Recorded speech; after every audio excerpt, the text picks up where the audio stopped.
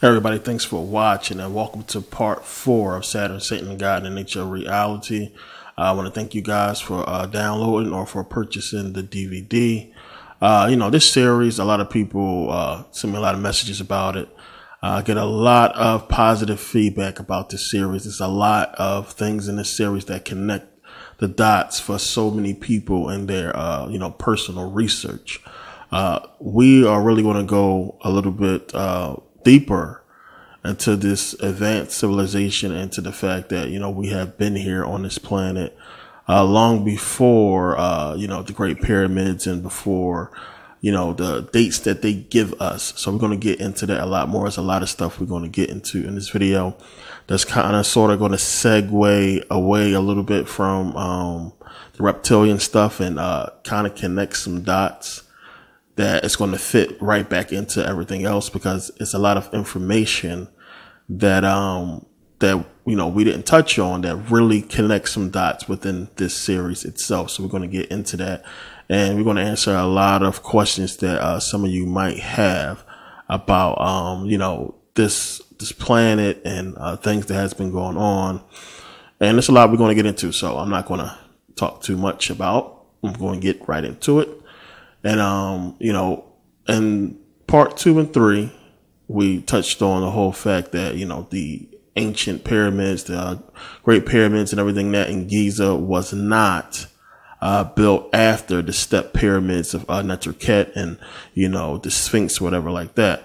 We know that the Sphinx is older than they tell us. We know that the Great Pyramid is older than they tell us. We know that those step pyramids, the pyramids of Unas, the bent pyramid of Sneferu, we know that these pyramids were after the Great Pyramid and, Haru Amakhet, the Sphinx. We know that they were done after, and that they were basically trying to remember or trying to recreate something that we're going to get into in this video. They were trying to recreate something that the pyramids actually did.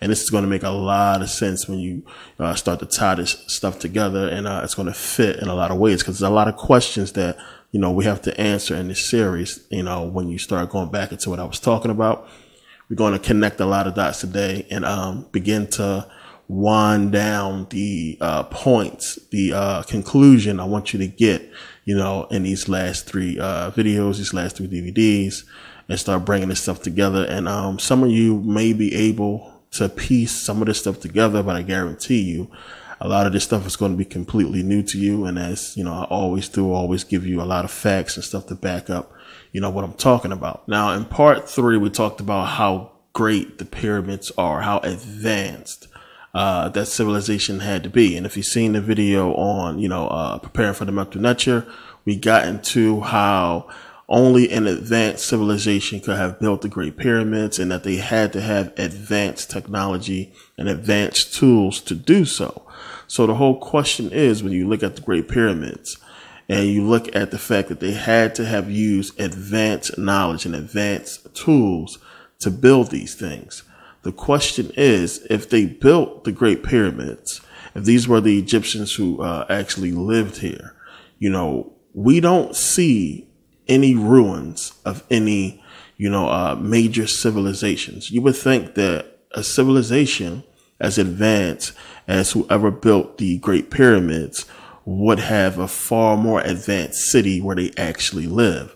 The problem is we don't find any ruins of a city that would be, that would qualify as a city that is, run and occupied by an advanced civilization. You just don't see it. Because you would think that, okay, if you built these Great Pyramids, they stood the test of time. You would think that they would build themselves a city to live in that would also be, even more advanced and also, withstand the test of time and any kind of, cataclysmic events. But we don't find any major ruins of any major cities anywhere in the world. This is why a lot of people believe that, these cities are underground. And in fact, some Australian archaeologists did find an underground city in Kemet in the Nile Delta, believed to be used by the Hittites or the Hyksos. The thing is, we know there's a lot of ancient Kemet that is still being excavated, a lot of stuff that's still being discovered. So we don't know what they're going to find under the sand. But still you would expect at this point by now to see the, the ruins of a great city, of an advanced city built by whoever built these pyramids, somewhere near the pyramids or anywhere near any of the pyramids you find around the world. We don't find this. And something, as I said, as great and as strong as the pyramids, you would really think that they would build something even stronger for themselves, to live in. So when we do find these underground cities or these underground, little villages, it's still kind of sort of primitive. It makes you question, who were these people exactly who lived underground? It couldn't have been the people who built the pyramids. We really expect to see something far more advanced. It's another reason why people want to point to aliens building the pyramids. Now, it's a lot of evidence for underground cities in ancient Kemet. When you go there, you see that there is a series of tunnels right near the Great Pyramids that when you go close to them, you can look down and see like it's a series of tunnels. You can hear water under there. I'm gonna get into this later. But, researchers have said there is, a complex series of tunnels that run underneath ancient Kemet that, stretch for miles. Also, when you look at the temple of Hatshepsut, it's carved into the side of a mountain. And when you start looking at that mountain around the temple, you can see like these entranceways look like, squares or cutouts into the side of the mountain. And a lot of people believe that these lead into passageways that go deeper into the mountain and underground. In fact, when you go to the temple, you can only see certain parts of it. You can't go deep into the temple itself. So we don't really know what's there. Now, when I get into the Grand Canyon part, you're going to also see these same type of cutouts, in the Grand Canyon. And, the thing about the temple and building it to the side of the mountain is so much room in there. We don't know how much they carved into the mountain or how deep it goes. And as I said, a lot of researchers will tell you that there is a lot of underground tunnels underneath Kemet that are yet to be explored, or they just not telling us, what they found down there. Now, also, when you go to Turkey, to Derinkuyu, they have found an underground civilization there that they believe was set up by the Hyksos. And it's attached to Zoroastrianism. They believe the people around there was into that faith, and that, it was built around this time when that religion started to come up. A lot of people believe that it's much older, and the tunnels is much older, and they just basically built on what they had already found there. But it's a story in the whole Zoroastrian religion about Ahura Mazda, who is basically the god of the religion, telling them to go and hide or go and to create these underground cities to live in, to hide from a war that was going to be happening in the sky, to hide from the sky war. So, it's a lot of stories that we find in the ancient world that's dealing with, as I talked about, this war or this cataclysmic event that happened on Earth. It's a lot you have to take into consideration when you're doing something as complex as building these tunnels and these underground civilizations. You have to know where exactly to put pillars, where exactly to put load-bearing pillars, and, what part of the soil was soft and hard, where is the water supply going to come from, where are you going to put ventilation and, lighting and everything like that. It's a lot of complex stuff that go into underground caverns and cities. And a lot of people would think that, the people back then was primitive, but you had to be very intelligent to do something this advanced, and what you would have to use to dig miles and miles, 5 million square feet of, or square miles of space underground. I mean, the workload, they had to have something to do this. And then when you start getting into some of the other underground caverns that we find, I mean, some of them are so vast and so big and deep, it makes you wonder if this stuff was already there and they expanded on it. And, how did they build a lot of these underground caverns? Now, we find these underground caverns, these underground civilizations all over the earth. There's many stories I know a lot of you have seen about, people, doing work on their homes and finding entranceways into underground civilizations. There was a story about that. in Turkey and Paris as well, about underground civilizations and all these vast passageways leading to underground civilizations. We find this stuff all over the earth, and we also find pyramids all over the planet. Now, both of these things have something in common, that there is either water directly under them or somewhere near them. Now, a lot of you have heard about the whole hollow earth theory, that when you go much deeper into the planet, there's supposed to be, huge cities underground and, people, advanced civilizations living underneath the earth. We're going to get into the hollow earth theory a little bit later into this. But the whole question is why? Why underground? What is the whole, purpose of underground? You would think that, it would be better to be on the surface, with the sun out, and it just seems more beautiful on the surface. It's something that you really think about. Why underground? Now, the thing is this is what you have to understand. And some of you know this already, some of you do not, because they don't teach it to us. Now, on the surface of the earth, when we living up here, we are being exposed to all kinds of cosmic radiation. That's a fact.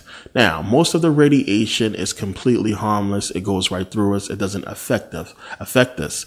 But there's a lot of it that does affect us. And our body cells is continually, ever since the first day we are born, our body cells is consistently fighting against this radiation, but it also has to fight against microbes and bacteria and viruses and diseases. So our body cells is continually fighting against these things for our entire life. Now, the deeper you go underground, you are not exposed to any of these things because there's a high concentration, a very high level of negative ions. That is the word of the day, negative ions. Pay attention, because this is the main point I want to make in this entire video. What negative ions is. I don't know what you have been told about them, but you have to understand this. Negative ions play a major role in the cycle of nature on this planet, period, point blank. They play a very vital role in our lives. This is something that is not being taught to us. A lot of people remember those bands people used to walk around with, supposed to be, dispersing negative ions, whatever like that. You have to really understand what negative ions is, and we're going to really get into that in this video. But underground, negative ions exist, and what negative ions do is they completely wipe out radiation, microbes, viruses and everything like that. They cleanse the body so that your body cells can do what they are meant to do. Your body cells, our body cells, are meant to regenerate. Understand, something that regenerates can never die, because it keeps regenerating. This is what negative ions is supposed to do. So underground, it's a high concentration of it, and people in theory, and not even in theory, really scientifically proven, will actually live longer with a high concentration of negative ions, because your cells will just regenerate. I want you to think about something. I want you to think about stem cell research. The reason why stem cell research works is because they can do these experiments with the stem cells, and the cells have let's say a sterilized environment to work with. Now, when your body cells, as I said, is not fighting anything, they do their job, and that is to regenerate you. So this is why stem cell research work. I also want you to think about cancer patients. When they go get their chemotherapy treatment, what happens is there's a high concentration of radiation, emitted to, the tumor or the cancerous part of their body.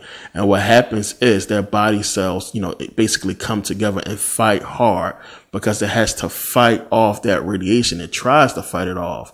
This is why, like, when they finish the whole treatments, they are completely weak and, they're tired. They start losing their hair, because the cells, that's basically holding your strands of hair together, have to basically go to the energy used to fight off this bombardment of radiation to your body. So you get weak, you start losing your hair, and they have to use a high concentration of radiation, to shrink the tumor. But it takes a toll on your body. And this is why some people don't die from, the cancer. They die from the radiation.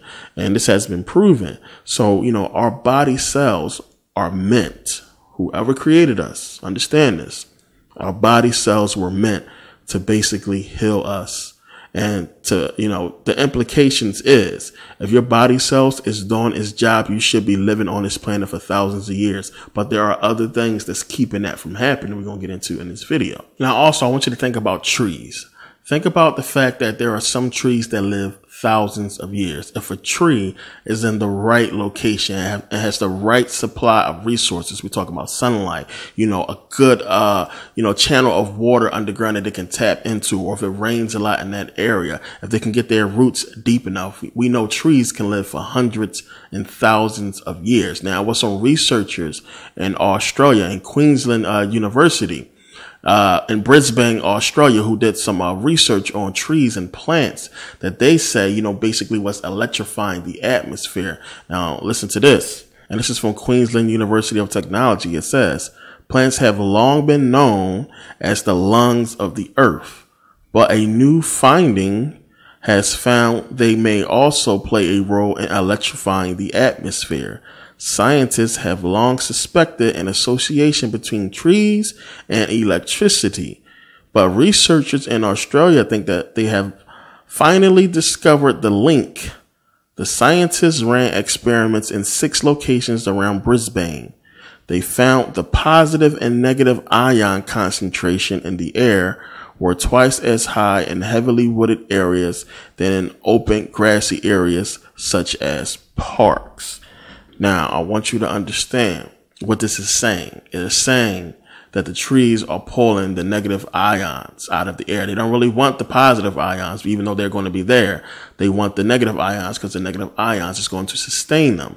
Now, trees, plants are living things just like we are. So if they're pulling the negative ions out of the air into their atmosphere and using it to sustain themselves and keep themselves, going for years, centuries, millennia in many cases, this is something you need to think about because it's really deep. And what's going on. Understand, as I said, this is a natural cycle. This is what's supposed to happen. The negative ions keep them alive. It's that simple. Now, understand the key to this whole thing is water. Water is the key. Now, we're talking about basically the effects of negative ions on the body, and a consistent level of negative ions would sustain the body. We're talking about the fountain of youth here. This is why the fountain of youth, always was a fountain. It had to deal with water because water is the key to this thing. So now you have to have this steady supply, a continuous, infinite supply of negative ions to basically sustain you for who knows how long. Unless somebody blow your brains out, you would basically, in essence, live forever. And trees are able to do this. Not only can they pull the negative ions, from the ground and the water, but they can pull it out of the moist air. When all these trees are clustered together, it really creates a humid atmosphere that's muggy. And there's moisture in the air when you have that muggy atmosphere, and it can pull the negative ions right out of the air and redisperse it around them, turning their atmosphere into nothing but negative ions.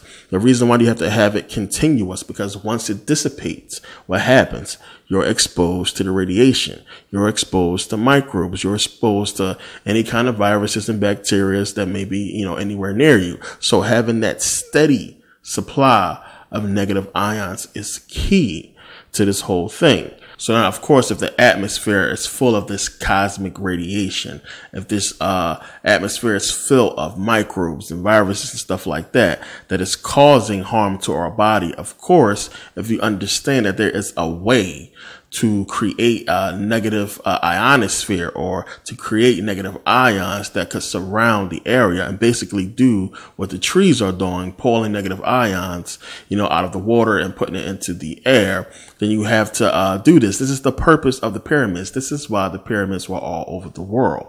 How did you get negative ions? Remember I said water is the key. You get negative ions from the force of energy of falling or splashing water. This causes the splitting of neutral air particles that frees up electrons that then attach themselves onto other air molecules, causing a negative charge. Now, at the base or at the bottom of the pyramid, remember, it's over top of water. What happens is you have the splashing of water onto these the bottom of the pyramid, which shakes off negative ions and accumulates energy onto the pyramid. So now the reason why they built the pyramid under these ley lines is because, you know, the multi-level structure of the pyramid basically draws in more ions, and it basically creates more negative ions to disperse into the atmosphere. So this is what the pyramids were doing. They were amplifying the energy from the negative ions and basically creating more negative ions, or a consistent flow of negative ions into the atmosphere. So, you know, Kemet was hot and it's moisture in the air, so it will be a stronger, you know, negative ionosphere or negative atmosphere of or an atmosphere of negative ions in Kemet, because it was moist, hot air. But this was everywhere. We could bet that even if it was cold, if they were able to do this, they did it. I don't know how much effect it had on the climate in cold places, but we know they did this, and because they did this, things were able to grow. I want you to go back and look. Remember, the Nile, fertile, is right there.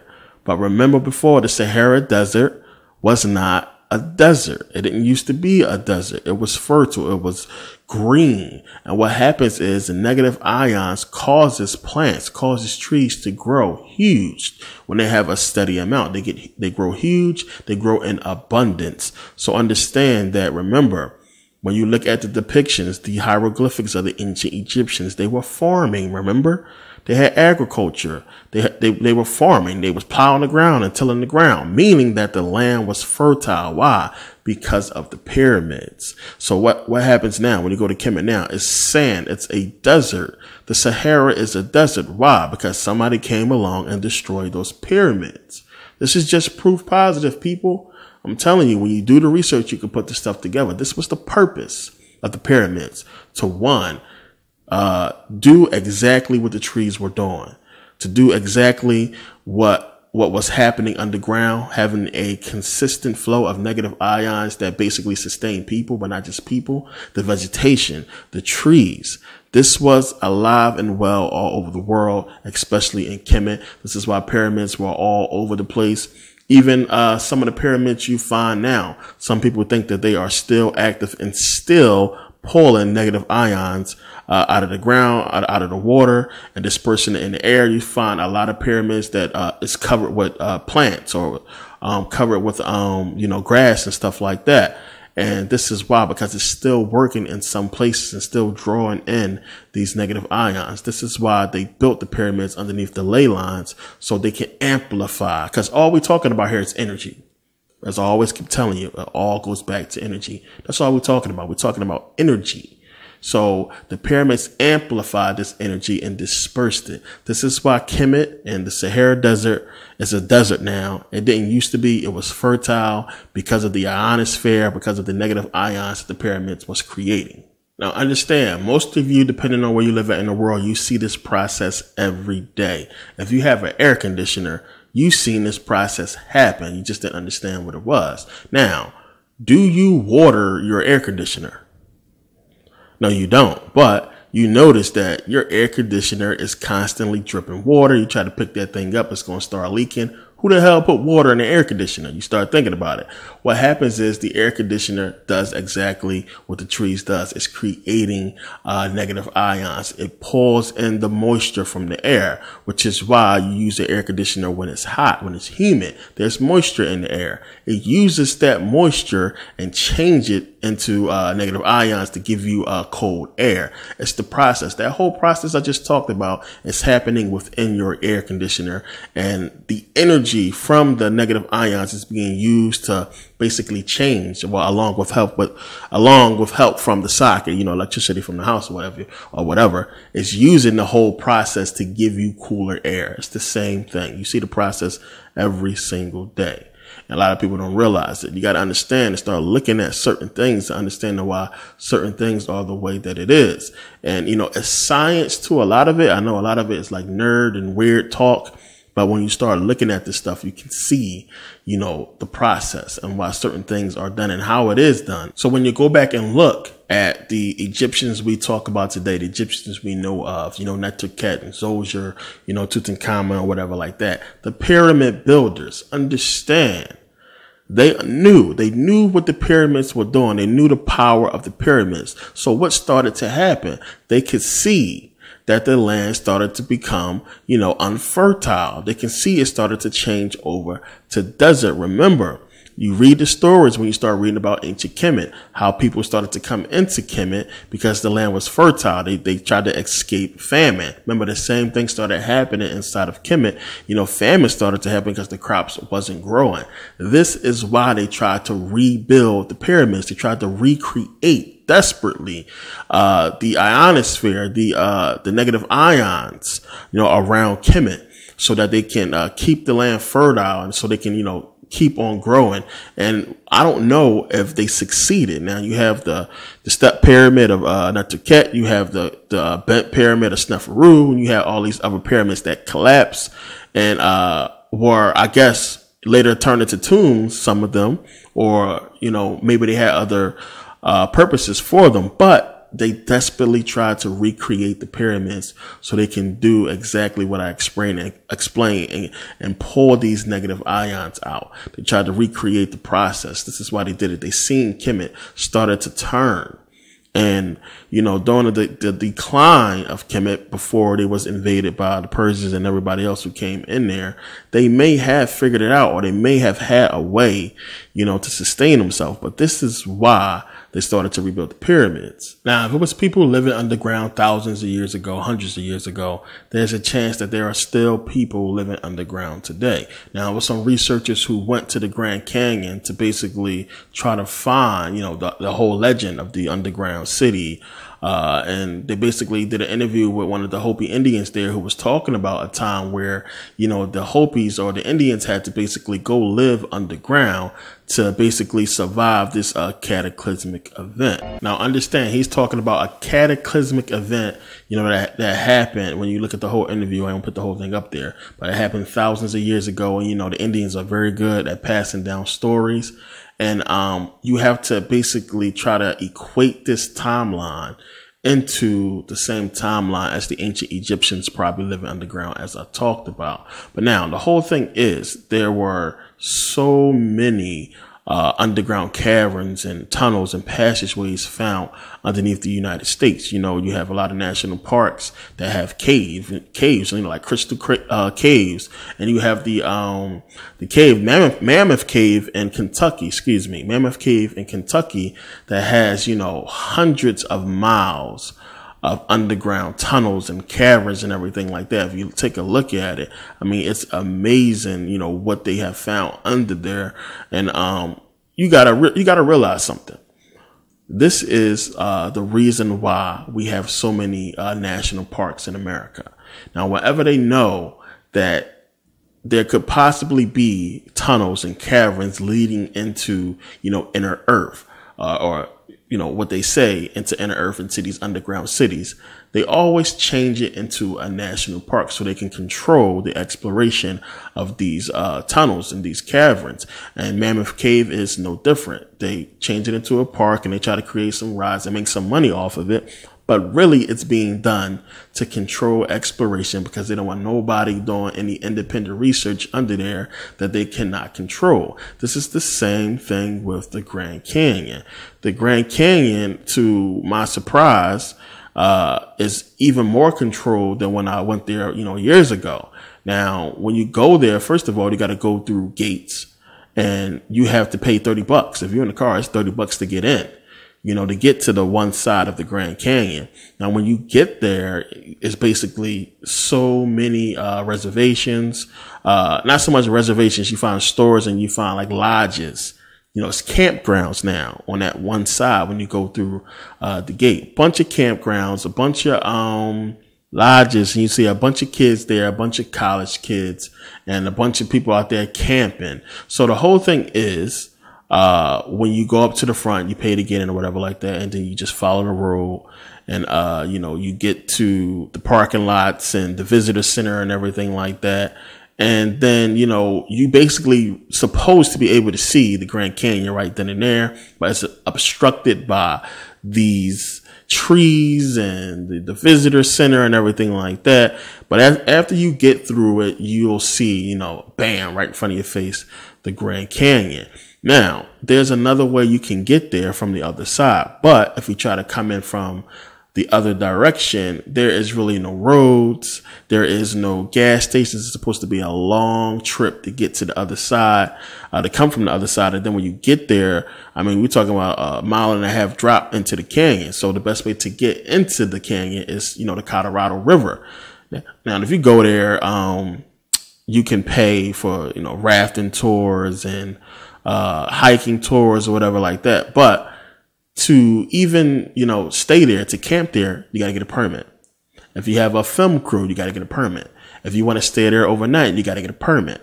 You need a permit so they can control your exploration. And according to the legend, the entrance to these underground cities is so far, so deep into the canyon that nobody, you know, can basically get there with enough supplies, enough water and food supplies to survive the trip.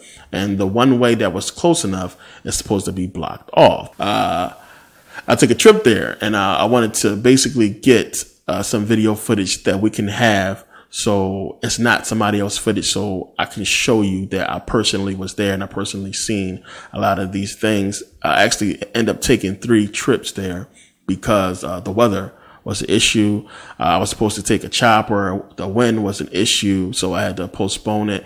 And then the wind was an issue again. So instead of me just not going and canceling the whole trip together, I just drove up there. So as I said, you'll see in the video, you know, when we approach the gates, you know, take a look. Everybody see how you got to get to the Grand Canyon, how they got it set up to where you got to pay to get through. Just go right up through.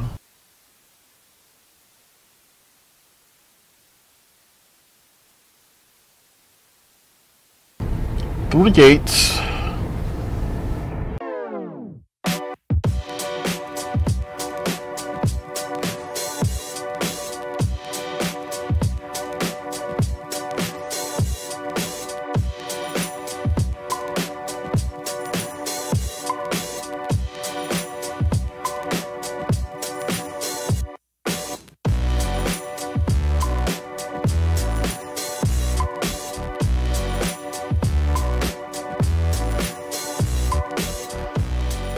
Okay, so we know in 1907, supposedly, an archaeologist came down here who was doing some kind of exploring and found an entrance to what is said to be an underground, you know, city, ancient Egyptian city. So we know they're supposed to have found Egyptian artifacts there, also Hindu and Buddhist artifacts as well. If you look at some of those pictures, you'll see this one picture looks like inside of a cave with a huge Buddhist statue.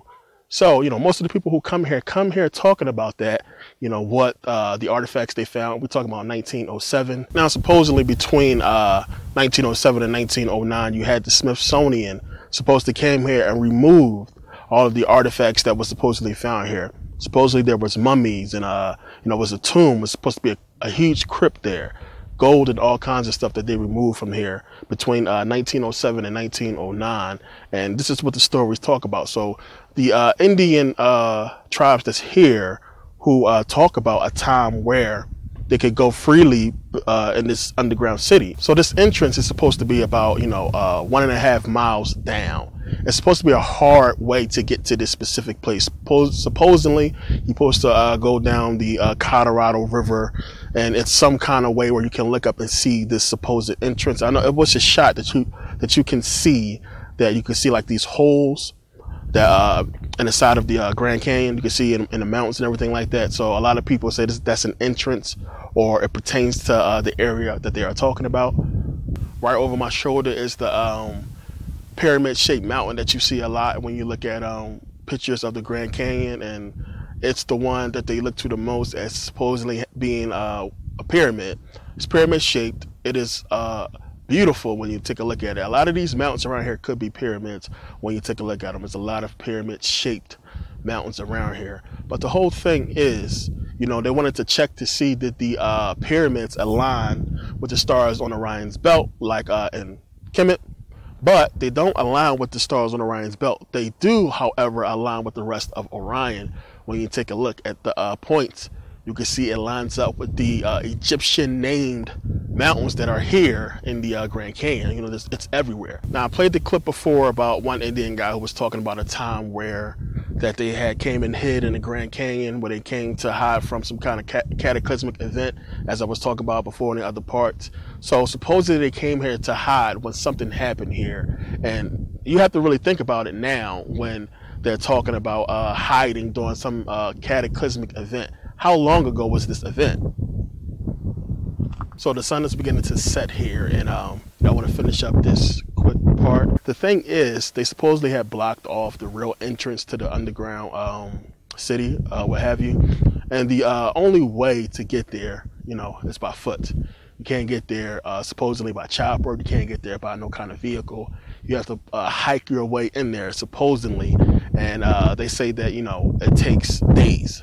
And, you know, when you look at the other side of the Grand Canyon, if you was to come from the other side of the Grand Canyon, you know, there's really no roads, there's no gas stations or stores or anything for you to stop and, you know, get supplies. So we talk about a long journey, you know, if you want to bypass all of this tourism and, you know, cottages and camping grounds and stuff like that. No camera does this place justice. Nothing. You have to come here, you got to see it for yourself, you got to really take a look at it, but then you got to really get into the mystery of this place and everything that's here. Like, you really start to think when you see the carvings and when you look at the, you know, pyramid-shaped mountains and everything like that, and the fact that they named a lot of these mountains after the ancient Egyptians, like, you know, Osiris and Isis and stuff like that. So it really gets you thinking, and the tour guides will talk about that, and a lot of people talk about it when they come through here. So now, one of the things that you have to really take a look at, and this is what has people who really do research looking at the Grand Canyon hard. I mean, look at this wall here. Just take a look. Now, if I take a fork and I scrape the fork up against the wall, you're going to see the marks from the fork. So you're going to be able to tell that it was some kind of instrument that did this. Now, look at the walls here. Look at the uniformity of the lines all the way around. I mean, it's uniform. You can see the scrapes as if something hit it or carved it out. See these lines here? I mean, take a look at that. It's uniform. I mean, you can measure them. So it's as if, I mean, look down there. Take a look at this. Let me see if I can get this in here. Yeah, here it is. Sorry about the wind. Try to brighten this up. Wrong way. There we go. Take a look at this. Just the carving. What the fuck did this? Again, sorry about the wind. When you take a look at some of the size of these canyons, you can see, like, I mean, it's almost like windows that's cut out, that's carved out, holes that lead to who knows where. There's a couple of them I'm seeing. I'm gonna see if I can get the camera to pick up the go. There's a few of them. They go like 2 right there. That's about as far I can zoom. But you'll see them a lot. See that right there.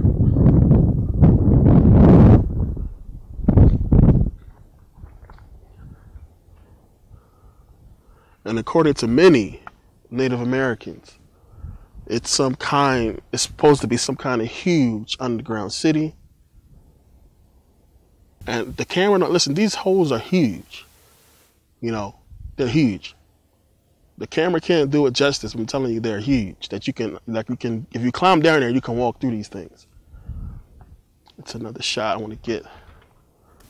Okay, guys, take a look at this.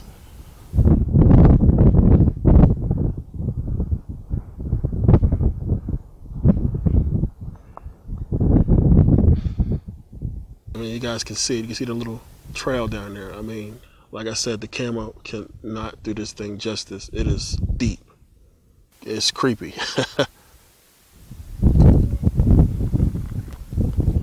And right now I'm at the edge, guys. Like, look, as you can see, I'm at the edge.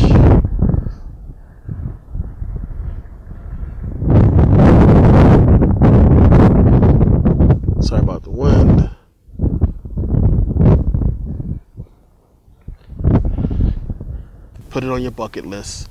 I wanted to do most of the video from here, but it's like impossible with the wind and the amount of tourists that keep interrupting me, walking back and forth and shit. And, you know. Okay, so now when you step back and start looking at everything, we know, I talked about in part 3, how humans and dragons or dinosaurs did coexist. Now, we know that according to them, the dinosaurs was killed off by some kind of cataclysmic event or a meteor or what, you know, millions of years ago, according to them.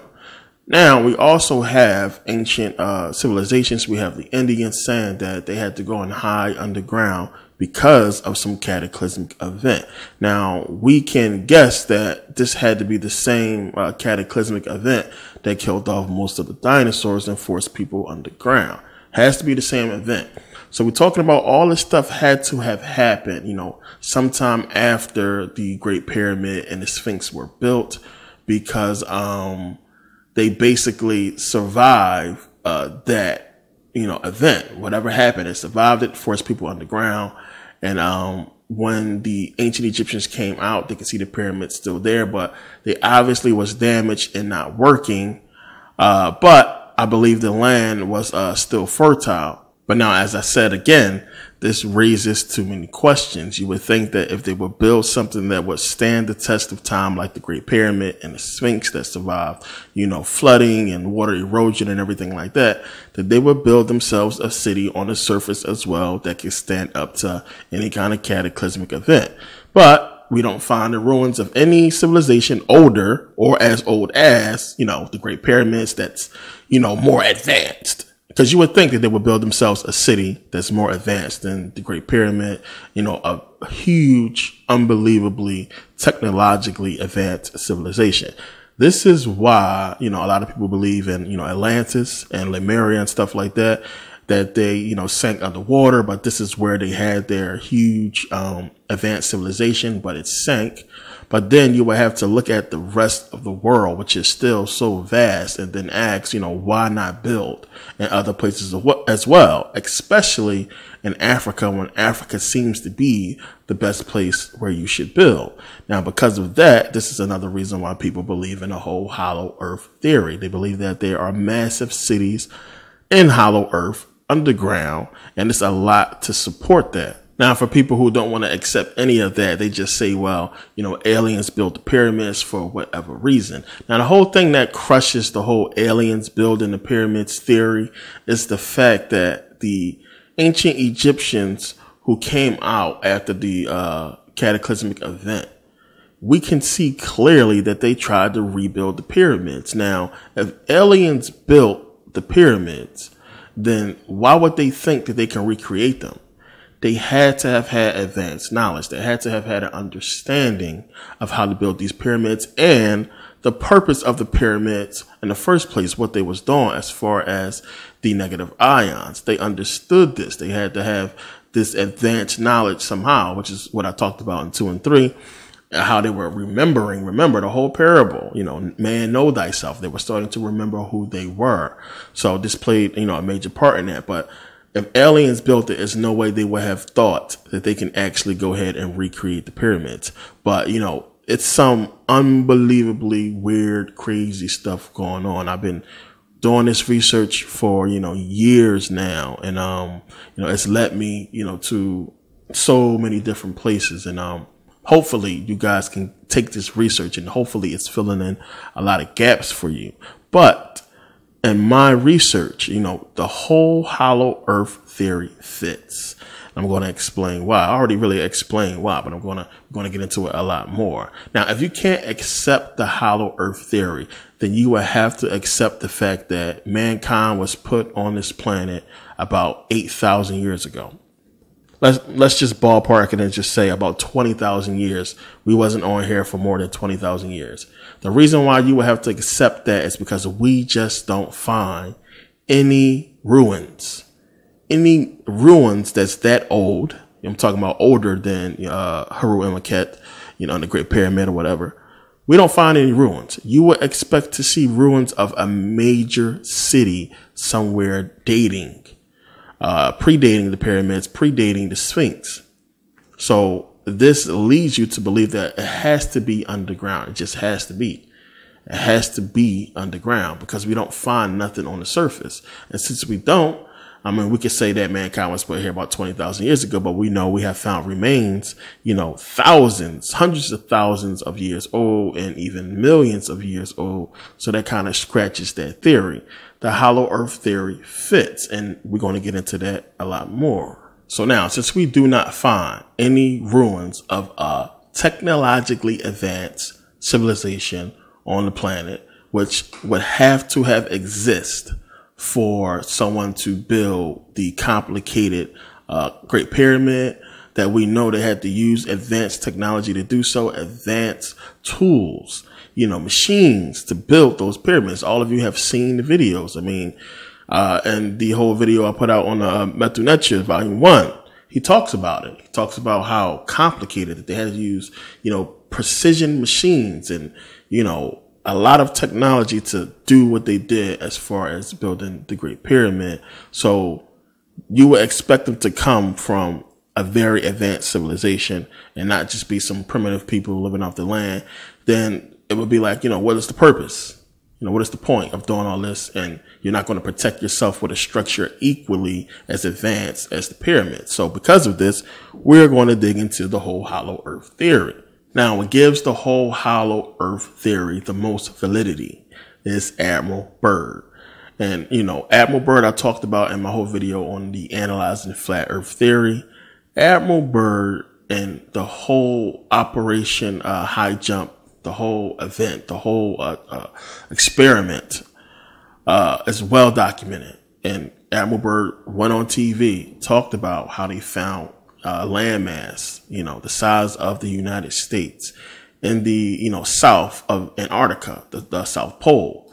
So basically they were doing this exploration. He was tasked with doing this whole mapping out of this area. And he talked about, how, they found this landmass there. And, when you start reading his diary and his books and how he goes into more detail besides the video, he talks about how, it goes from cold, and then eventually you get this oasis of grass and fertile land, and it's supposed to be really nice there. We know people talk about pyramids in Antarctica, all kinds of stuff like that can't be, completely validated.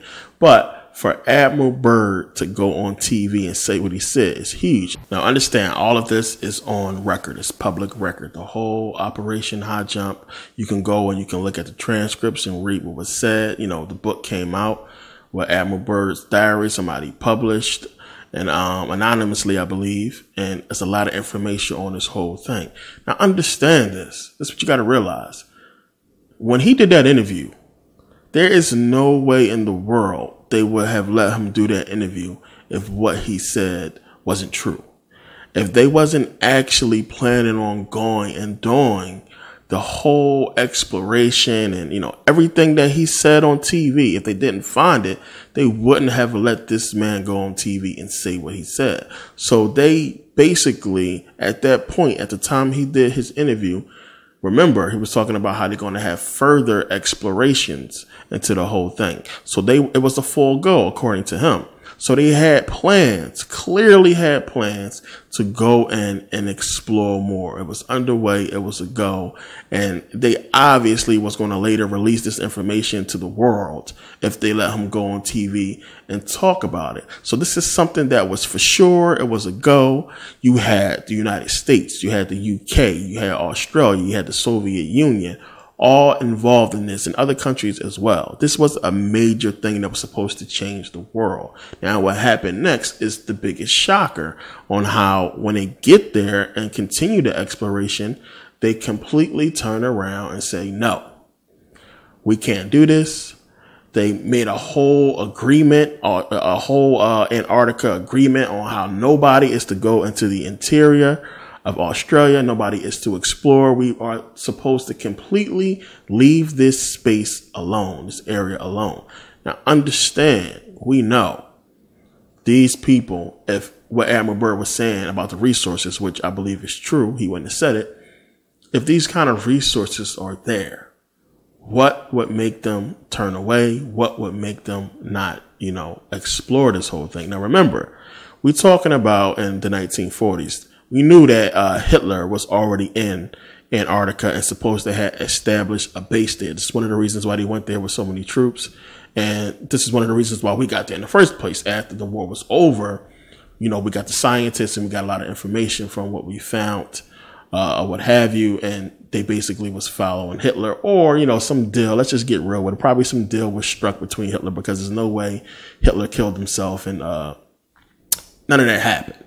He survived it. They took him somewhere. Who knows? He probably was right there with them, leading that whole exploration into Antarctica and talking about what he found there. Remember all the technology that Hitler was supposed to have had, the super machines and everything like that. Look at the stuff that he built back then. He had some advanced knowledge about something. And they went in there and they followed and went deeper into the interior, further, obviously, than what he could have. He probably needed their help or what have you. Who knows? But remember, Hitler was there first. And then, after the war was over, immediately, here they go. They go straight into Antarctica for this whole huge trip. And for them to just, after everything, for them to say, you know what? Fuck it. We can't go in here no more. Nobody goes. Block it off. Don't let nobody in here. What the hell could they have found to cause them to do that? Now, I want you to take a look at the map of Earth. Now, this is supposed to be all of the land that there is on the planet. Now, he said that there was a landmass there the size of the United States, as you go south of the pole. So we're talking about south of Antarctica.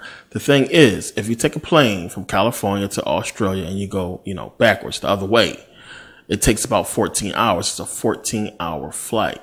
So understand, this is the United States in relation to Australia. Look at how big it is. So if you were to put America south of this, of the pole, look at the space it would take up. It would still be a huge chunk of the water that would be basically full of land.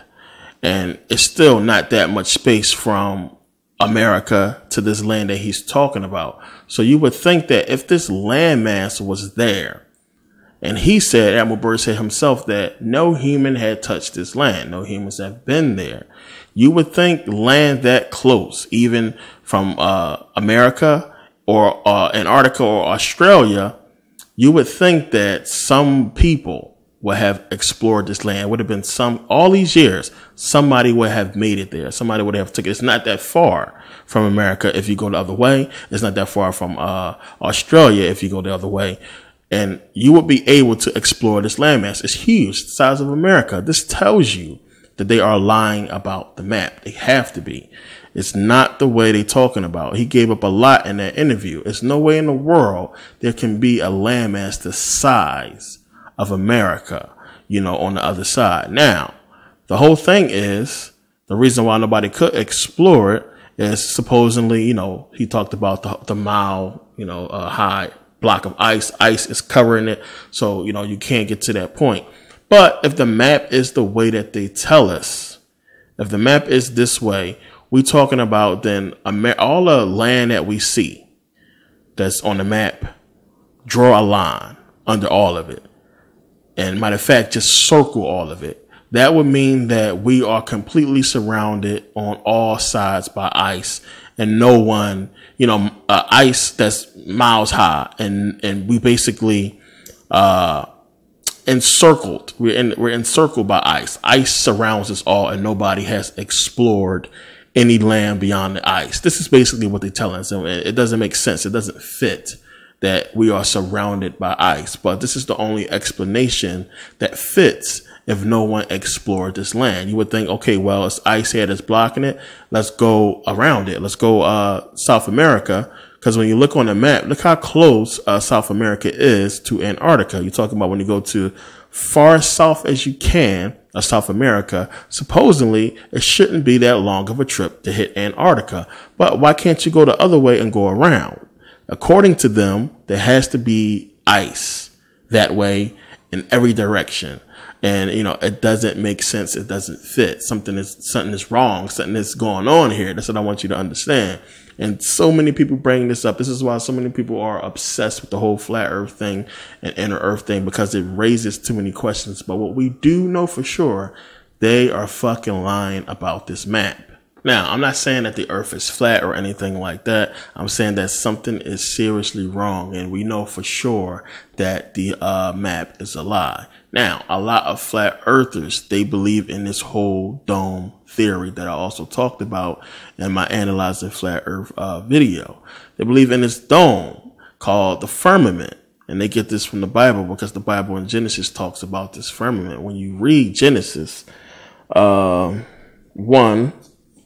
6 through 7, it says, "And God said, let there be a firmament in the midst of the waters, and let it divide the waters from the waters." Think about that. "And God made the firmament and divided the waters which were under the firmament from the waters which was above the firmament." Think about that. It says here, "And God called the firmament heaven, and the evening and the morning were the second day." Now, think about what's being said here. If the firmament is a dome, right? Some kind of dome covering a flat earth. It's talking about water being under the firmament and water being above the firmament. So if the firmament is a dome, or heaven, as the Bible says, the firmament was called heaven. And as you go on to read, it says that the sun and the moon were put in the firmament, heaven. But this is saying that it's water in the sky. You understand what I'm saying? It's saying that it divided the waters below the firmament, which is on earth, and the waters above the firmament, which is what? We can't say clouds, because remember, the sun and the moon is put in the firmament, and we know that the sun and the moon is higher than clouds. So think about it. It doesn't make sense. It doesn't fit. Now, these fools actually drew this whole diagram of the firmament and the flat earth with water being over the sky. I mean, how dumb is that? This is what, you know, religion does to people, the Bible. How the hell could there be water in the skies? You know, understand what's being said here.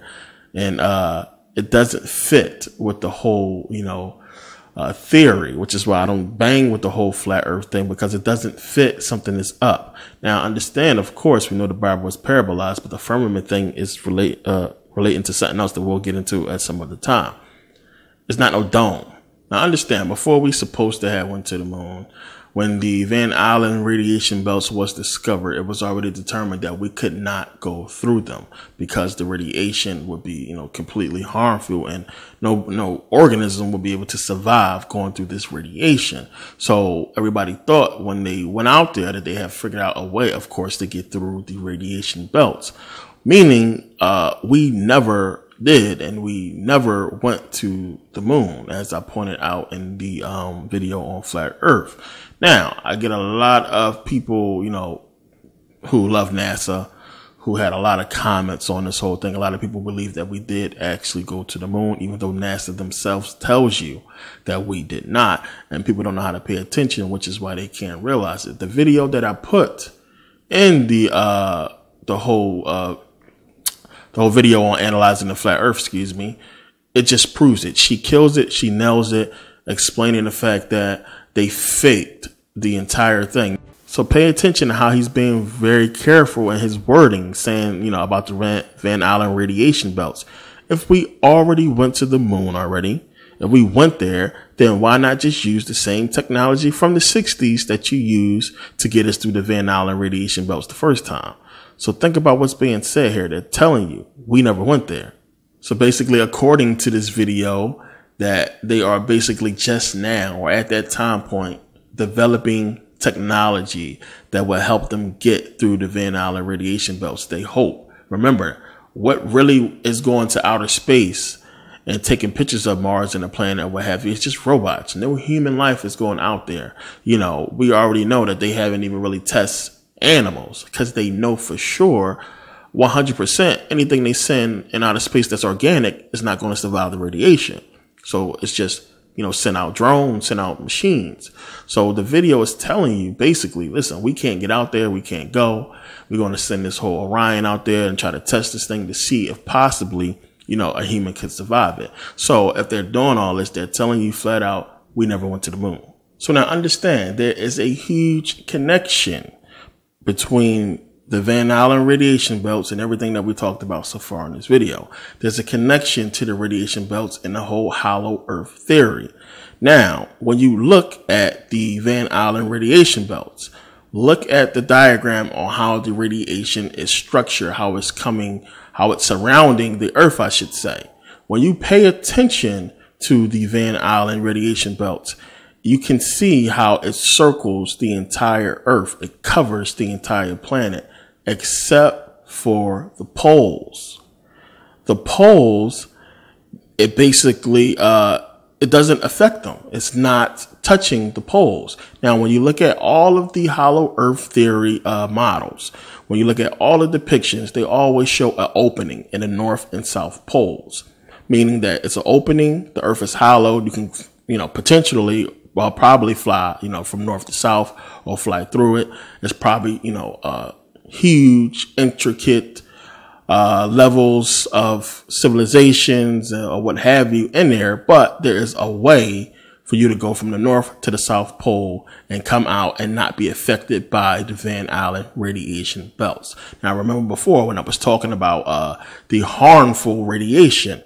Well, the harmful radiation that we are experiencing on our bodies is coming from this Van Allen radiation belt. So now not only are we feeling the effects of the Van Allen radiation belt and our body cells have to fight off the radiation from it, but because of the Van Allen radiation belts, we cannot leave the planet. So it's the Van Allen radiation belts that's keeping us here, and they've been trying for years to figure out a way to get through them. So the question now becomes, well, if the earth is hollow, how come they just don't go down there and, go out through the opening of hollow earth? Now, look again at the diagram. Look at where the radiation belt connects as far as the South Pole. What's south? Remember, it was Antarctica that's down there. This whole landmass is supposed to be down there. Now, of course, they're not showing us the actual depiction of what it really looks like, but they're trying to tell you that there is this opening there and that the Van Allen radiation belts go out in this format. Remember in the video about the Van Allen radiation belts, the astronauts that actually went really close to the belt. Remember the experience they talk about having, how they were seeing spots and how they was feeling sick. And if they were exposed any longer to that radiation, it probably would have died. So now understand when you look at the diagram again of the Van Allen radiation belts, look again at the North and South Pole, how it's not exposed to the radiation, where the opening to hollow earth is supposed to be. So again, if you were Admiral Byrd and them and you took the whole exploration into the South Pole, you would get to the point where this hole is supposed to be. But look at where the radiation touches at the South Pole. So eventually, as you get closer to the opening of the South Pole, you are getting closer and closer to the Van Allen radiation belts. This is why they left the South Pole. This is why they stopped the whole exploration and why they stopped exploring down there, because of the radiation from the Van Allen radiation belts. As they got in more and more to the South Pole, they experienced the radiation. They probably started having symptoms of the radiation and they got their asses out of there. Now, a lot of people say that they encountered a civilization or aliens or something down there. You got to understand how many countries was involved. And we know that if America, just America alone, the Europeans have shown throughout history, they don't have a problem with killing and wiping out entire populations of people. So it wasn't the fact that it was some people down there that they wanted to not touch, or some aliens or what have you. They would have still went down there if it would have benefited these countries. They would have went down there. They would have explored. Something would have been done. The only way they would not have went down there is if they were not physically able to move or to do anything down there. And again, the more they got closer into the opening, the supposed opening of this hollow earth, they were feeling the effects of radiation. They probably, during the beginning of the mission, were not even measuring for radiation. They probably thought they could just go there. But as they probably got closer to the pole, they probably started feeling the effects on their body. And then they realized they were being exposed to high levels of radiation. They probably did testing and found out that, well, wait a minute, it's radiation here. And as I said before, we are being exposed to this radiation, and it's the negative radiation that is affecting our body, that our body cells fight against every day from the day we are born. It's a problem. This is why they left the poles. Understand that. This is why they stopped the whole thing, shut it down, and said nobody ever go back there again. So now when you do your research, it pays off. All of this stuff ties in together. You have to understand what was going on around this time frame. You have August 1945. What happens? You have Hiroshima, Nagasaki, the atomic bomb dropped, detonated over these two cities, wiping out a lot of people. Some people say it wasn't actually a nuke. It was a giant napalm bomb because, plants actually still grow there. So no radiation could have been unleashed there. Which, if it was a nuke, they detonated it overground, so it wouldn't have that kind of effect on the soil. But that's something that's debated. But you have that. You have in August, the dropping of the atomic bomb on those cities. Then a month later, September 1945, you have the end of World War II. Then right after that, you have in 46, 47, the beginning of the whole Operation High Jump with Admiral Byrd that I just talked about going into Antarctica. Understand how this is back to back to back. Now, we know, as I said, they probably went in there and found the radiation, and they probably just started doing experiments close as they could, for a while, which I believe the last test or flight for Admiral Byrd was in the late 50s sometimes. But we go from the late 1940s when them doing this whole testing into Antarctica. We go into the 1950s. What happened in the 1950s? You get directly after this whole agreement not to go into Antarctica, the same countries, France, the Soviet Union, or Russia, whatever you want to call them, America, you get them all doing nuclear testing in the 50s. Why? There were, probably hundreds of nuclear bombs exploded, not just in America, but in a lot of places, around the world. We know the Russians, the Soviets were doing tests, and you remember the whole thing about, I forget the name of those people, that they basically destroyed them with radiation poisoning. They was having all kinds of birth defects and all kinds of issues. That was one thing that happened. We know in America they were doing all kinds of tests in Arizona. Now, most of us believe that these tests were done, them just testing weapons of mass destruction to use in the case of war.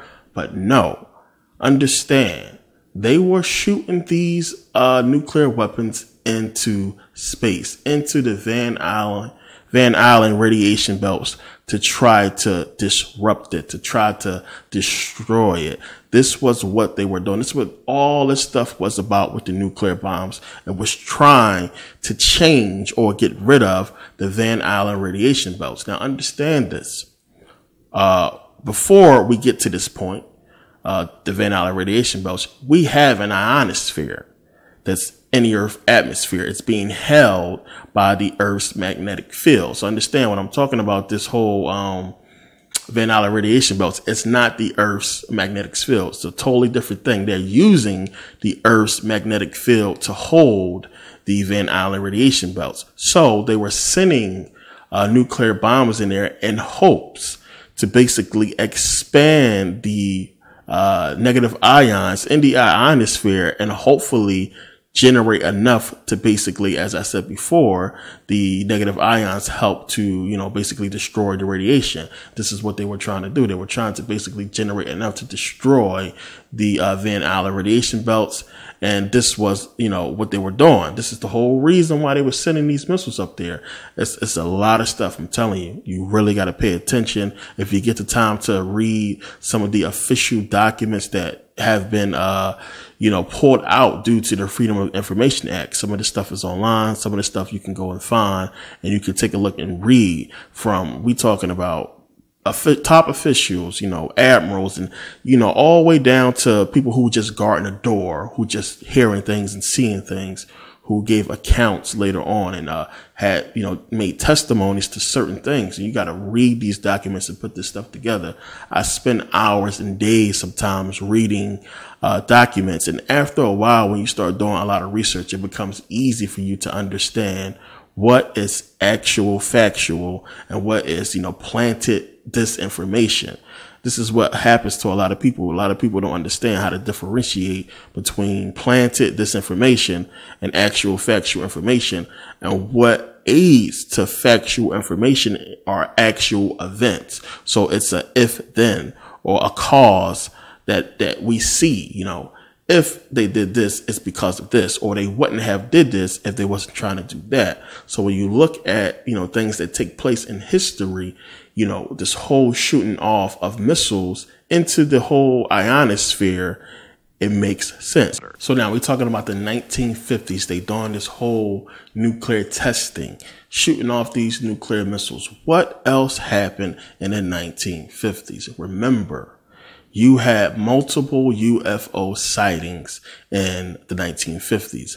The biggest UFO sighting that almost none of you, some of you have seen the footage, but it's not official footage, but mostly everybody writes off, but it's so well documented, happened in 1952. In 1952, you had UFOs fly over Washington, D.C., past the Capitol building.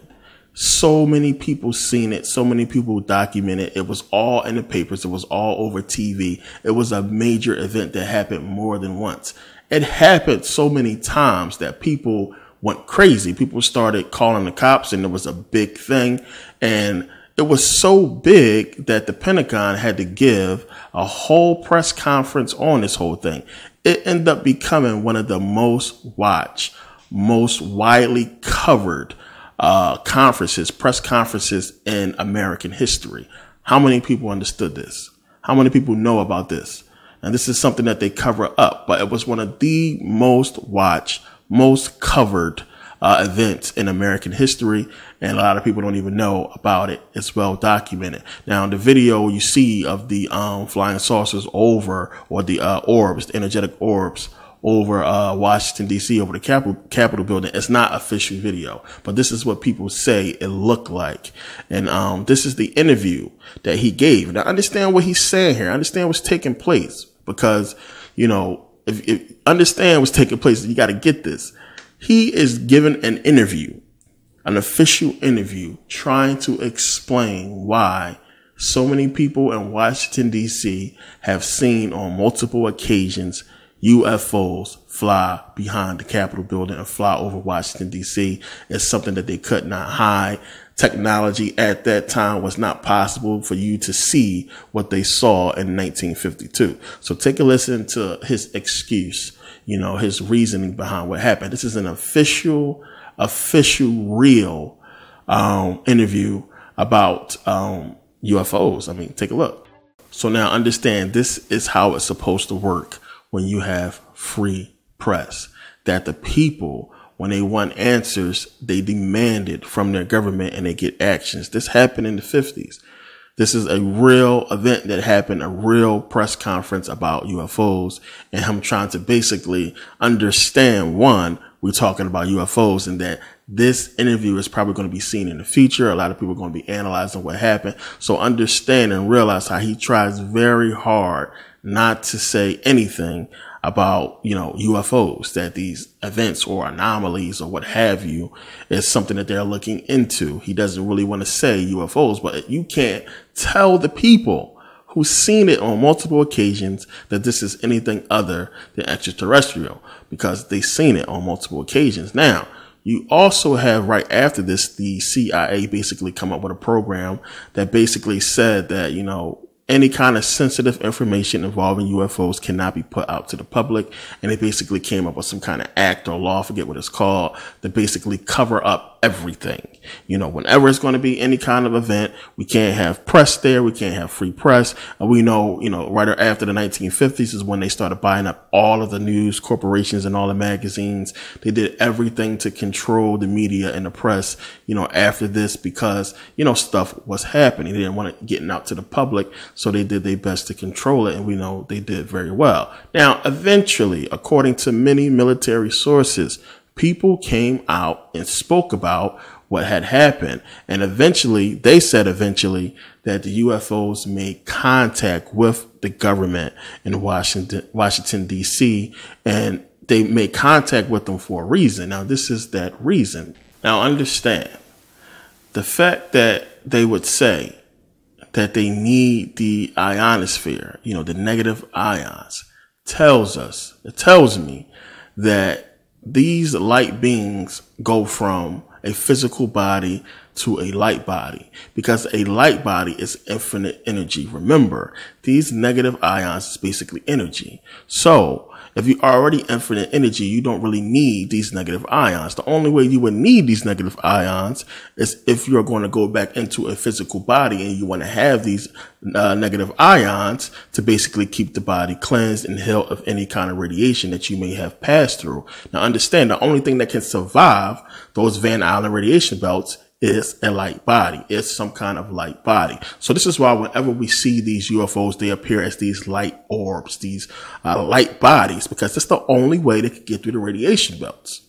Now, he said that they were trying to detonate a nuke on the moon, but these UFOs kept destroying it before they can do that. Now, why would they want to detonate a nuke on the moon? Think about that. The only way that makes sense is if they wanted to see if they can harm the moon.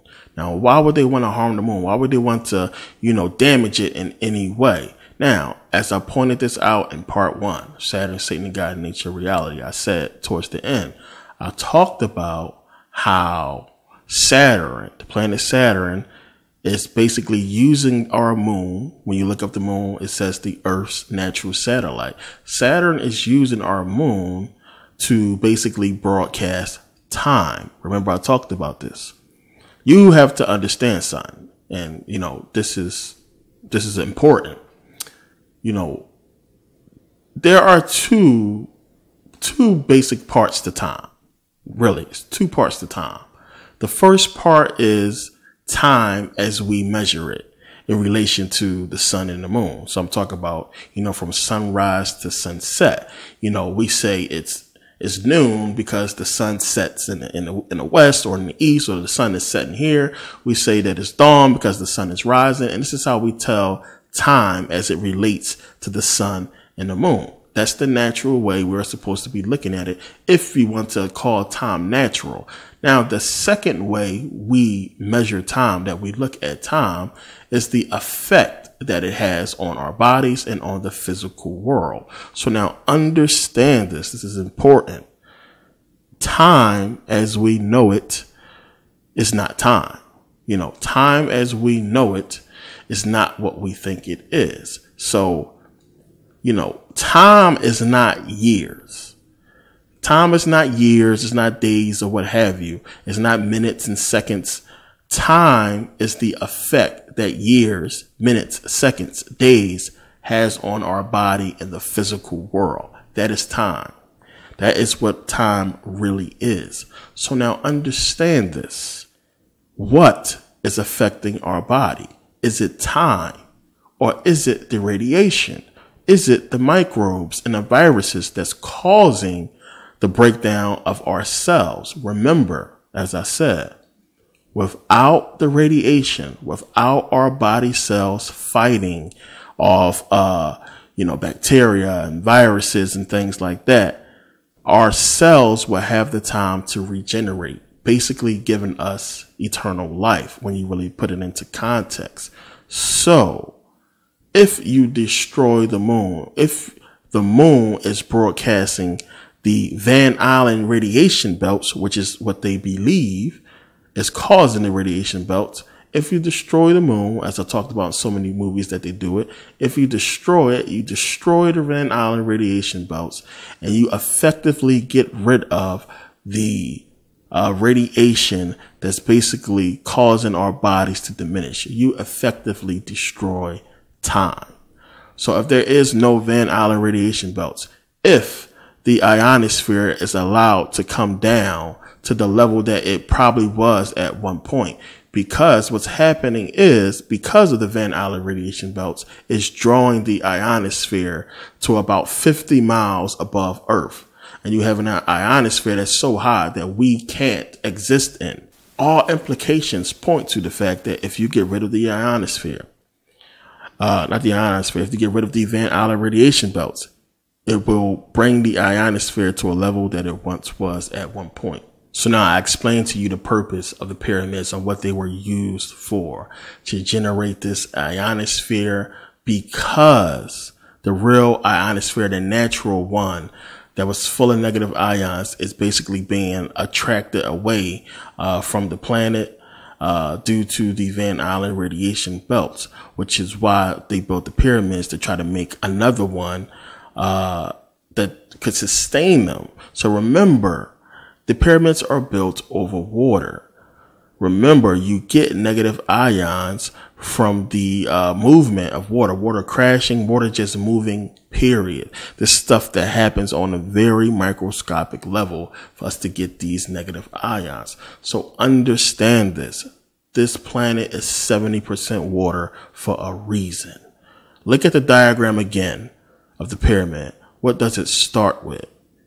The sun. It starts with the sun. The whole process begins because of the sun. It's just that simple. So the sun will effectively be able to do the job that it is designed to do, which is to give us a permanent negative ionosphere over the planet, which would sustain life forever. It's just that simple. This is the job of the sun. This is why the Egyptians worshipped it.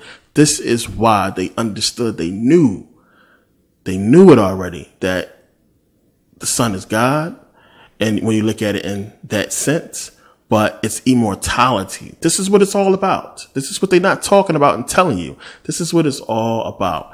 There is a natural order, a cycle that exists that has been disturbed because of this Van Allen radiation belt. Whatever is going on is unnatural, something that's not supposed to happen. And the sun was giving us this atmosphere. Everything that you look at and research, all the stories that they talk about, remember, because they say that the moon was not there. I talked about this before. It just came out of nowhere. Everything points to this. So in essence, without the moon there, you get rid of the Van Allen radiation belts. The sun does its job and provides a protective ionosphere around the planet so the planet can heal itself. Fortunately for the planet, there still exists negative ions in many different places around the earth. And people who know how to absorb that energy can take it, can use it, because we're talking about something that has to affect your energy. Trees are tapped in. Trees are conscious. They understand. So they know how to absorb this negative energy from the negative ions and use it in the correct way. So, it's so much more to this that is so deep. And I wish I could get into every nook of it. But, for time's sake, I just want you to understand this and look into this and understand that this is what this war is about. And, it's about many other things. It's so deep. There's so much to this stuff that we're going to get into. And I'm going to try to bring this thing to some kind of conclusion in part 6. But there's going to be more videos that's going to it's not going to be a part of this series because it will help it. And it will help you connect more dots in this series. But it's not really. It goes more towards something else that, I'll explain later in other videos. But you got to understand, this is what it's about. This is why the pyramids was built. This is what the ancient Egyptians was trying to do. And, after whatever happened, they was trying to recreate the power of the pyramids. Now, the ancient Egyptians and many other ancient civilizations talk about, being able to leave the physical body and, to have a spirit body and to be able to return back to that spirit body, to astral travel. And this is something that, the ancient Egyptians talked about. And when I get into the mental nurture, we'll dig into all this stuff. And, it all fits. It all makes sense when you start to think about it, and not for them to just, astral travel or turn into a light body to get through the Van Allen radiation belts, but to probably travel, just to, travel in outer space or to travel, wherever. And they were able to do this. This is the implications of what they were talking about. Now we know there's all kinds of cosmic radiation out there. Who knows what else is out there? The best possible way for you to travel would be as a light body. So something you need to understand. If you ever see UFOs coming in spacecrafts, they are primitive. Forget the fact that you think they would travel millions of light years or what have you. Real power is in light body. It's in energy. So any kind of spacecraft that would come here, we know is bogus, is bullshit. It's probably this government playing some kind of game, trying to take over the world using some aliens so they can, say, well, it ain't me. It's these aliens who took over. And understand if that ever happens, we can destroy that. That's primitive shit. Real power is in light bodies that they can never, obtain that power. And when you look at the whole thing, because there are so many stories about, what has happened. And when you understand that, we talk about this underwater, this underground world, inner earth, hollow earth. Now, it's a lot of people who are at this level of knowledge that I talk to who talks about, and a lot of people speak about this war. Now, remember, the Bible talks about a war in heaven. A war, having a whole rebellion, and they rebelled, Satan rebelled and he was cast out or what have you. And, remember, the Illuminati likes to do everything in reverse. So if you reverse the whole story, you will have basically a war in the heavens, not in the heavens, but inside the earth, and people not being cast down, but being cast up.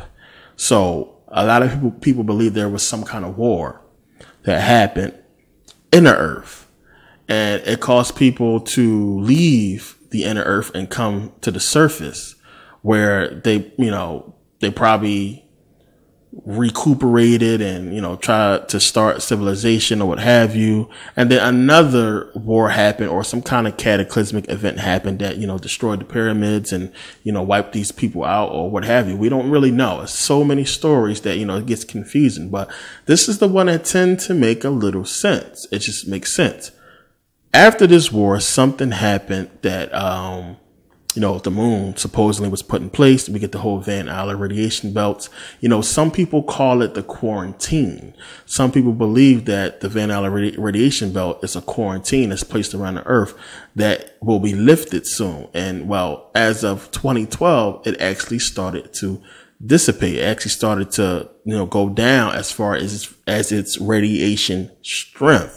The reason why we keep getting bombarded with all kinds of, chemtrails, the reason why they're putting so much stuff into our food and everything like that is supposedly because this radiation belt is weakening.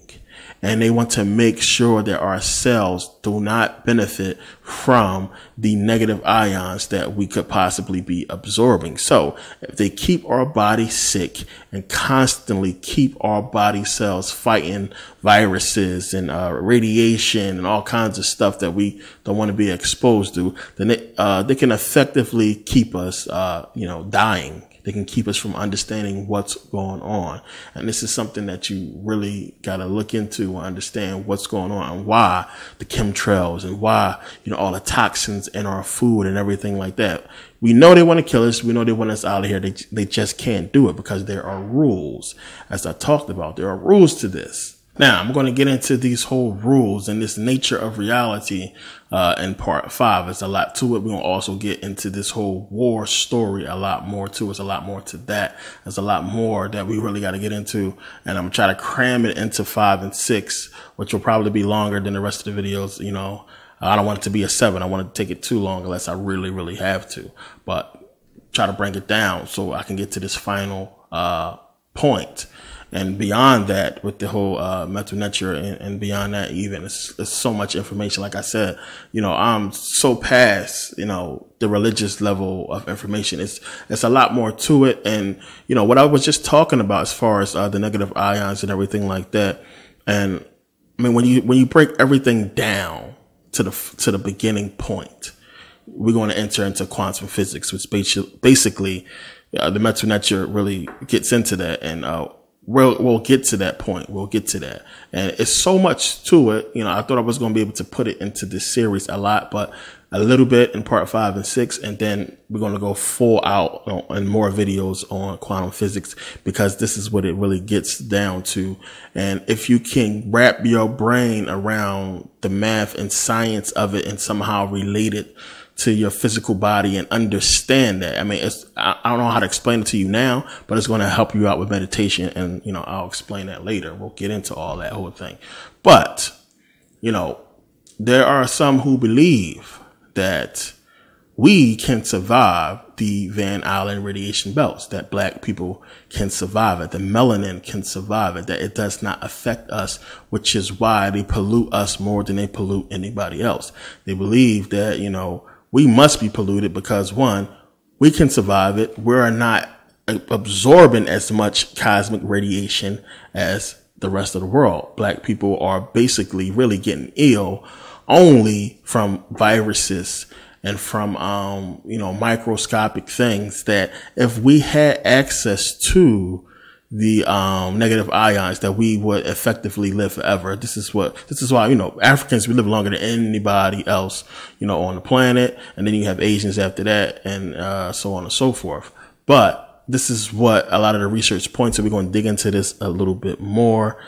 And you have to really think about it. Of course, if you test the theory of going to the Van Allen radiation belts and you went out there and that, these white people was affected severely by this radiation, you had to think about African people. And it's weird that you have the Challenger and you have the Columbia both explode.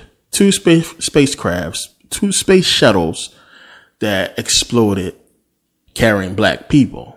Both of them had a black person on there. Something that we probably never thought we would ever see is a black man in space. And we know it happened. But, at some point they probably had to test to see if we would have the effects of the Van Allen radiation belts if we went out there. And that's something that I think that they did. And maybe the powers that be, or whoever these extraterrestrials are responsible for those space shuttles being destroyed. I know NASA has an official report, and, I'm not going official on that, but it's something that you have to really look at as suspect. It's weird that, damn, when we finally get to, what's his name? Forget his name. The first black man in space. We know he went out there, and we don't know how far he went. We don't know how far he went. We don't know, how far the, Columbia spacecraft was supposed to go, or how far the Challenger, was supposed to go. The Columbia is supposed to have completed its mission and burned up on reentry, and we know that the Challenger was, taken off when it exploded. But it's still suspect, the whole thing, in that it just happened to be 2 black people on it. I just find it weird. It was Guyon Bluford that was the first African American in space. And as I said, we don't know exactly how far out he went, or did they test the Van Allen radiation belts then when they sent him out in space. So, we don't know that. And, the thing is, as I said, these radiation belts is supposed to be diminishing. And it's one of the reasons for the chemtrails and everything else like that. And, it's a lot that we're going to have to get into later on.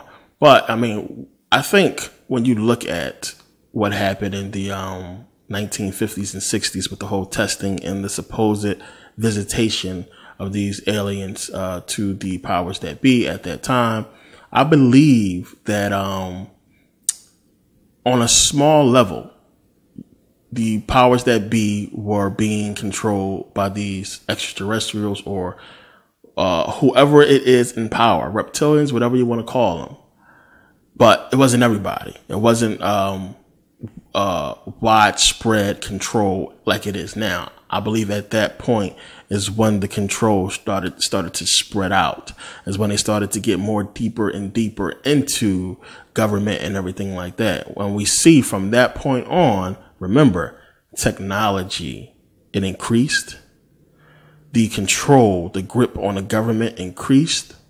Look at everything from that point on. I'm telling you, this is how you piece things together when you start looking at a certain event that happened, and then you got to pay attention to everything that happened after that, and it starts making sense.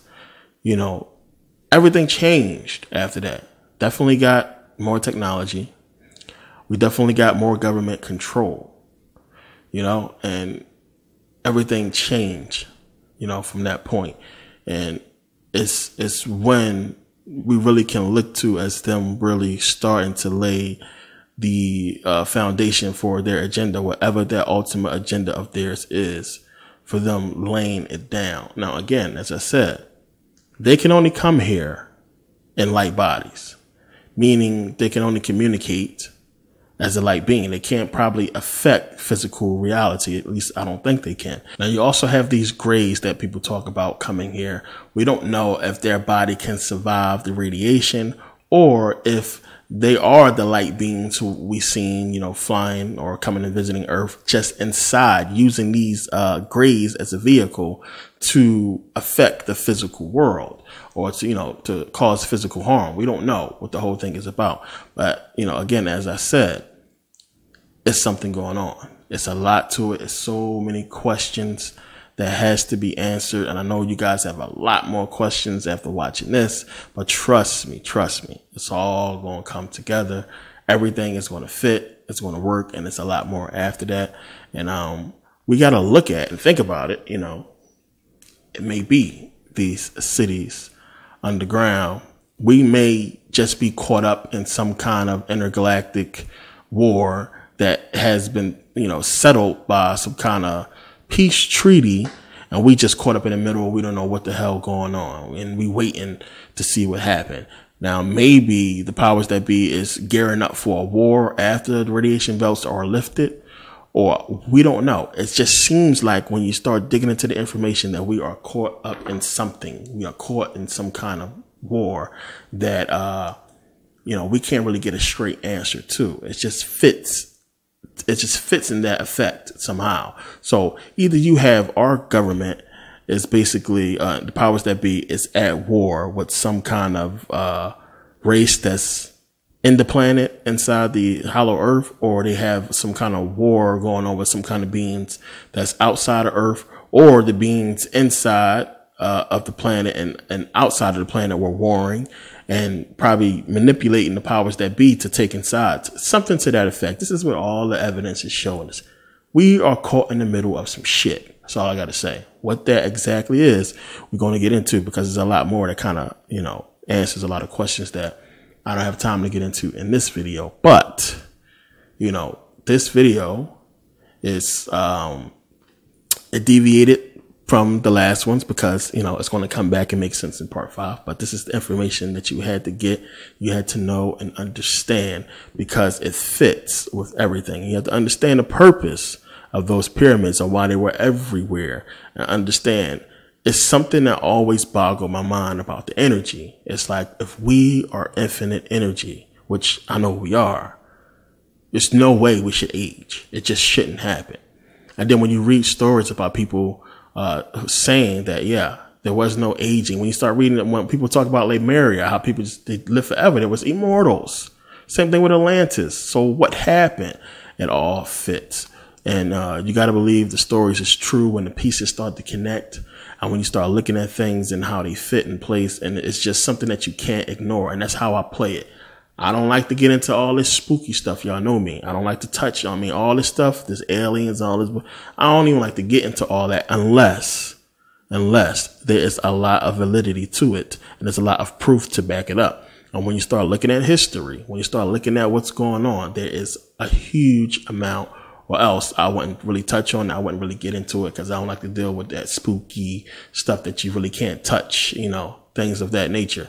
But this stuff is a lot of validity to it. When I was doing this research years ago, when the connection with the Van Allen radiation belts and the whole ionosphere and everything like that, and the negative ions, when I made that connection, it blew me away. I was hooked because I was like, damn, I mean, it just fit. It just fit. And I was hooked ever since then. And I was digging and I was digging. And I came to the conclusion I'm going to give you, you know, in part 6. But, yeah, this is part 4. And, we got through it. It's a done deal. We got a lot more to go. You know, I want to thank you guys for watching and purchasing the DVD. I hope you guys enjoyed it. I know it was a lot of information. I went through it pretty quickly. But, you know, thanks for watching, and see you guys next video. And, you know, as I said, there will be more videos on YouTube to help bridge this gap, and, you know, just other random videos coming from YouTube. And, you know, I've been busy. I've been traveling. As I said, I'm going to probably end this series in Kemet in Egypt, where I'm going next year, and probably end it there. And I'm going to be everywhere. It's a lot of places I'm going to go that I'm going to shoot from to try to help to prove my point, you know, if I'm able to do so. So a lot more to come from me. Thank you guys again. I know I always thank you. Some people say you think it's too much. I got to thank you guys. I appreciate the support. Seriously, I appreciate the messages and everything like that. And see you guys next video. Thanks for watching.